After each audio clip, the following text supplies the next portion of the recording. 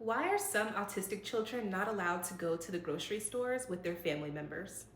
Hi, my name is Tati. I'm an autistic pediatric behavior specialist. This is not medical advice though. This is a story for educational purposes only.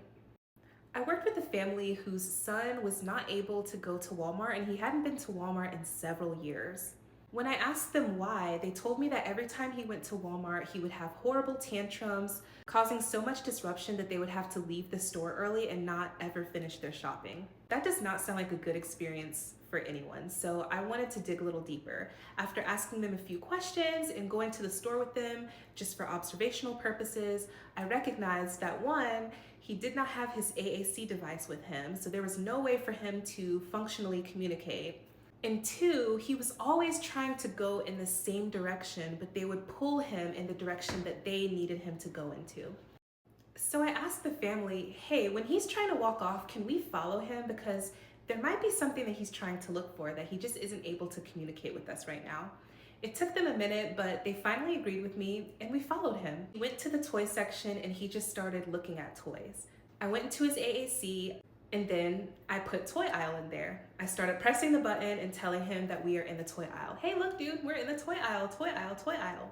After a few minutes, he accepted following his parents where they wanted to go in the store. So we continued these store trips, and every time we went to the store, I would immediately hold the iPad in front of him and press toy aisle, and then we would all go to the toy aisle. After a few weeks, we were walking into the store and he started to ask for the toy aisle independently. After that, we decided to add a little delay. So when he would ask for the toy aisle, his parents would say, yes, we can go, but first let's go look at the produce first. Eventually, we were able to create a balance where sometimes we could go to the toy aisle first and sometimes we would do the grocery shopping first.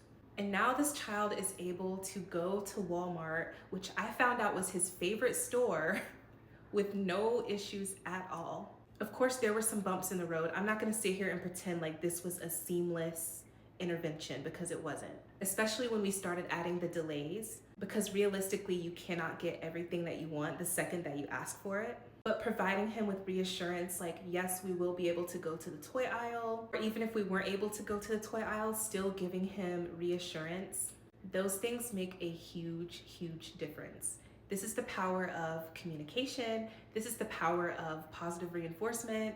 This is the power of presuming competence. So 2 messages. 1, presume competence. 2, work on skills that improve their quality of life. I do not care if a kid can point to 200 different pictures.